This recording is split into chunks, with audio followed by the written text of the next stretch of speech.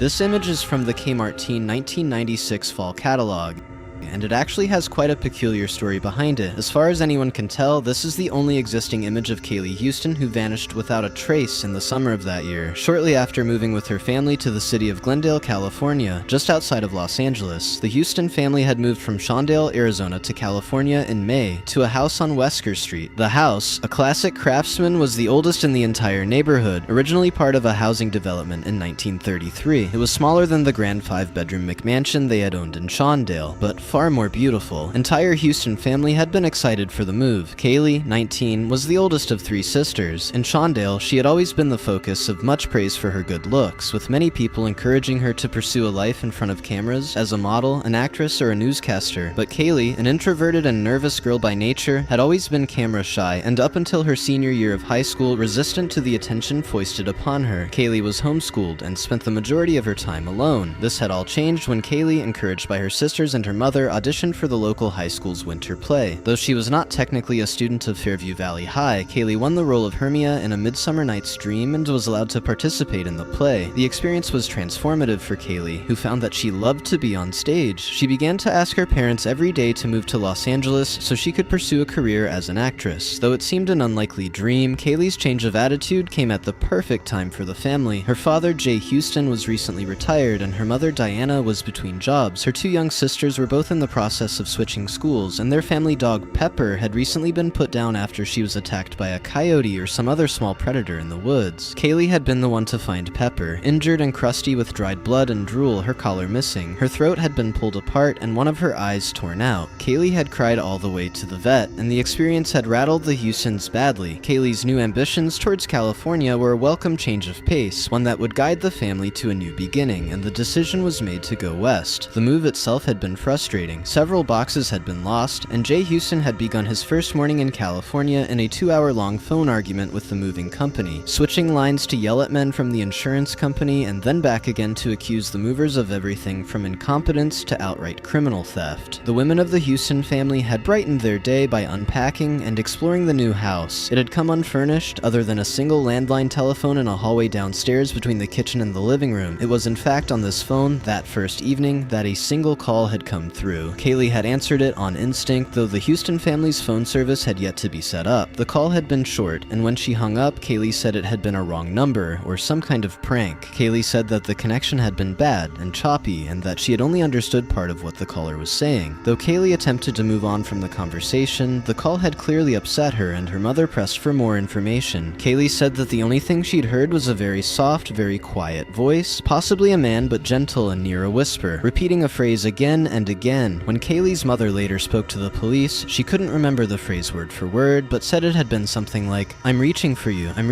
with my little fingers." In the following weeks, the Huston girls had registered for the local school districts, and Kaylee had gone out to meet with several commercial modeling agencies her mother had found in the Yellow Pages. Most of them were the kind of one-stop shops that were common in Los Angeles at the time. Photography studios with an agency or management arm attached, working directly with brands and catalogs. Kaylee did a single shoot with an agency called Tori Michelle Model Factory. In it, she wore new K-Mart teen apparel, with the common practice being to photograph several dozen models and then send their photos in large batches to the distributor for them to pick and choose. Kaylee was thrilled by the shoot and felt emboldened, making fast friends with several other young models in the waiting room, making plans to visit a local mall, the Glendale Galleria, that evening. Diana Huston, excited to see her daughter's newfound outgoing attitude and action, allowed her daughter to go out unchaperoned. But ultimately, Kaylee's anxiety got the better of her, and she stayed in, playing board games with her family. It was at 3 a.m. that evening that the family was awoken by the sound of a dog barking from outside. When Jay Huston went outside to check, he found a small red collar, torn apart and stained with blood, left on the front porch under one of the lawn chairs. This sparked a debate within the family. The parents believed that the collar must have been dropped and discarded during the move, and its discovery now is a coincidence. Kaylee's 2 sisters, both young, speculated that it could have been a coincidence, but Kaylee herself was certain that this was Pepper's collar, the same collar that had been missing when she'd found Pepper, staggering torn apart onto the front lawn several months ago. Things became more complicated when Kaylee, in an effort to prove her point, attempted to locate a picture of Pepper. It was rapidly discovered that one of the boxes that had gone missing in the move was the one containing all of the Huston family's framed family photographs, and another containing all of their photo albums. This meant, in short, that there was no picture of Pepper to be found, no evidence of the dog ever having existed within the family at all. Pepper had, in effect, vanished without a trace, leaving behind only an illustration by one of the younger girls in her journal. This reinvigorated Jay Huston's anger at the movers and the insurance company, and the mystery of the barking dog and the torn red collar was slowly forgotten as the family struggled to get back to sleep. Over the next 2 weeks, Kaylee repeatedly tried to bring up the collar, but Diana Huston had thrown it in the garbage the morning it had appeared, and the rest of the family, unsettled by the incident, was eager to move on from the experience. A month passed, and the appearance of the collar was mostly forgotten. On the morning of June 25th, Jay Huston contacted the Glendale Police Department to report that his wallet had been stolen. That evening, while walking home a long-awaited hangout with her new Los Angeles friends, Kaylee Huston disappeared and was never seen again. She was last seen leaving a Burger King on Brand Avenue at 6:35 p.m., headed back home to meet up with her younger sisters to see a movie. There are reports of a girl matching Kaylee's description walking quickly, looking upset and anxious, from several eyewitnesses, but none of them could confirm that it was her. In fact, efforts to confirm these sightings were when, in the wake of Kaylee's disappearance, things became truly confounding. Glendale police and the LAPD, as was common practice, asked for a photograph with which to identify Kaylee, only for the Hustons to, with some degree of consternation, realize that they could not supply even a single photograph of their daughter. Homeschooled, Kaylee had no yearbook photographs. The entirety of family pictures from vacations and holidays had been lost in the move, and the single portrait that Jay Huston had kept with him at all times had gone missing the previous morning inside his stolen wallet. The Hustons, confused and upset, contacted Tori Michelle Model Factory, asking after the photographs from Kaylee's Kmart shoot. They were informed, to their great distress, that the negatives and only existing copies of the photographs had been mailed to the Kmart headquarters in Illinois 2 weeks prior, and since Kaylee had not taken a headshot, there were no photos on file. The Hustons, at a loss, contacted Fairview Valley High, hoping to get a photograph of Kaylee from her performance in the class production of A Midsummer Night's Dream. Furthering their frustration, they learned that the single large photograph taken of the cast and displayed in the auditorium had been vandalized in a student break-in that March, half of the photograph, including the portion featuring Kaylee, having been torn off. The culprit was never found. The photographer herself, drama teacher Marcia Sims, had died of congestive heart failure in April, and most of her possessions given away through Goodwill, so any attempt to find the original photo negative would be near impossible. Unable to supply a photograph, the Hustons were forced to wait for the publication of the K-Mart Teen Fall Catalogue that August. Bureaucratic red tape prevented the police from subpoenaing the full shoot across state lines, and even when Kmart themselves tried to internally track down the rest of the photographs, 40 in total, they could not find them within the tens of thousands of photos submitted weekly for Kmart marketing purposes from agencies all over the United States. The Huston family copied the single image of their missing daughter from the catalog, and months after her disappearance, were finally able to put up missing photos, the single glossy catalog image plastered all over telephone poles and bulletin boards in Los Angeles County. Months passed, years passed, and Kaylee was never seen again. Slowly, the posters stopped going up. After 4 years, the Huston family separated. Jay had become too angry, flying into rages, and had been involved in an obsessive litigation with the moving company, who he blamed for the disappearance of their daughter. Diana moved with the girls back to Shawndale, and then in with her ailing mother in Florida. Gina Huston, Kaylee's youngest sister, died of an overdose in 2007. Paula, the middle child, now takes care of Diana, who fell ill with Alzheimer's in 2010. Sometimes late at night, Diana will mistake Paula for Kaylee, and can often be found in the front yard of their Tampa, Florida home calling out for their dog, Pepper. The 40 original photographs of Kaylee have never been found. In November of 2013, a break-in was reported at the home of Andrew Michelle, son of Tori Michelle and now the owner of the still operational Tori Michelle Model Factory. At first it appeared to be an intentional robbery, but the type of damage reported was more in line with a small animal, with something having torn apart dozens of old files in a storage unit. Nothing was reported stolen. To this day, Andrew Michelle and the LAPD assume it was a raccoon. Now, with the liquidation and closing of Kmart stores throughout the country and the collapse of the brand, one can only assume that those photographs and their negatives will have to be moved out of storage somewhere, and it's for this reason that I ask for your help now. They have to be out there somewhere. The pictures, my pictures, the one picture, the original of the Kmart catalog photograph. You can help me find it. If you or anyone you know has information on how to locate the originals or the rest of the Kmart shoot, please contact me as soon as possible, as I am eager to find them. Stop keeping it from me. I needed the photograph. There are of course digital copies, but those don't matter as much. They aren't real. You see, I have all the others and I just need that last photograph, but I want it.